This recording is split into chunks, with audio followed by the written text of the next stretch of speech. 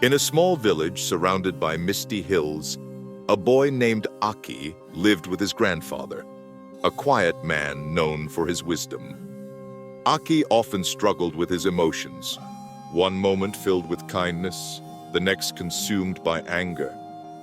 He didn't understand why he could be so good, yet so easily lost to darker feelings. One evening, after a particularly hard day where he lashed out at a friend, Aki sat by the fire, silent and ashamed. His grandfather watched him for a long moment before speaking. "Inside each of us," he said slowly, "there are two wolves. One is full of anger, jealousy, and pride. The other is filled with love, compassion, and patience." Aki listened carefully, eyes wide with curiosity. "These two wolves are always fighting inside us," the old man continued, stirring the fire gently. "They battle for control over our hearts." Aki leaned closer, his voice barely above a whisper. "Which one wins, Grandpa?" His grandfather smiled, a knowing glint in his eyes. With the fire crackling between them, the old man leaned closer and said, "The wolf that wins is the one you choose to feed." Aki sat in silence, the words sinking deep into him. He imagined two wolves inside his chest, each pulling him in different directions. He remembered the moments he had chosen anger, how heavy and dark it felt, and he thought of the rare moments when he acted with kindness, how light his heart became. "But Grandpa," Aki said hesitantly, "sometimes I don't mean to feed the bad wolf. It just happens." His grandfather nodded slowly. "It happens to all of us. The bad wolf is cunning. It feeds on fear, on pain, on hurt. Sometimes we feed it without realizing. But every moment is a new chance to choose differently." The flames flickered and danced, casting long shadows across the floor. Aki wrapped his arms around his knees, thinking deeply. Could he really choose which wolf grew stronger inside him? The next day, Aki couldn't stop thinking about the wolves. He watched his own actions more carefully, noticing when anger bubbled up, when jealousy whispered in his ear. Each time he remembered the two wolves and paused. One afternoon, while playing with other children, another boy insulted him. Instinctively, anger surged, the bad wolf snarling to life. Aki's fists clenched, but in that pause, he remembered his choice. He took a deep breath, stepped back, and walked away. His heart still pounded, but a strange peace filled him. That night, sitting again by the fire, he told his grandfather what had happened. The old man smiled, pleased. "Each time you choose patience over anger, love over hate, you starve the bad wolf and strengthen the good one," he said. "It's not about being perfect, Aki. It's about noticing, choosing, and trying again." Aki felt something shift inside him, a small but powerful beginning. If you find wisdom in these stories, don't forget to subscribe and turn on the bell so you can feed your good wolf every day. Days turned into weeks, and Aki practiced feeding the good wolf. Some days were easier than others. When kindness flowed naturally, he felt light, almost like the wind itself was lifting him. But there were days when anger grew heavy in his chest, especially when things didn't go his way. On one such day, after a misunderstanding with his closest friend, Aki stormed off, fists tight, heart pounding. That evening, As he sat alone under the stars, he felt ashamed. He had fed the wrong wolf again. When he told his grandfather, the old man listened without judgment.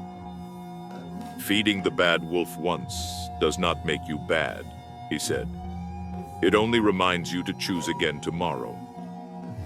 Aki realized then that the battle between the wolves was never about winning once and for all.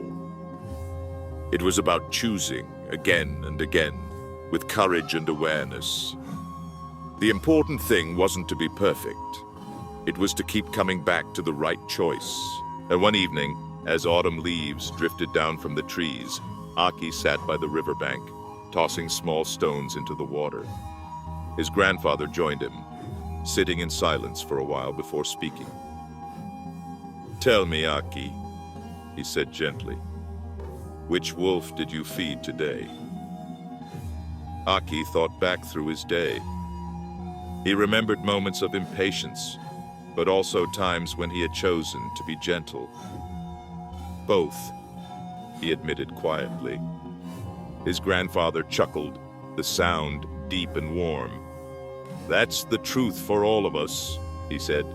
"Even those who seem wise still feel the tug of both wolves." He picked up a stone and tossed it into the river. "The question is not which wolf you feed once. The question is which one you choose to feed more often." Aki watched the ripples spreading across the water, feeling the truth settle into his bones. Every choice mattered. Every small moment built the future. Feeding the good wolf was not a grand battle, but a quiet, steady commitment. As the seasons shifted from the fiery colors of autumn to the quiet chill of winter, Aki's understanding deepened. He began to notice not just his own wolves, but the wolves inside others. When someone spoke harshly to him, he no longer reacted instantly. He saw the bad wolf stirring inside them and understood it wasn't always personal. Compassion grew in him, like a steady flame against the cold.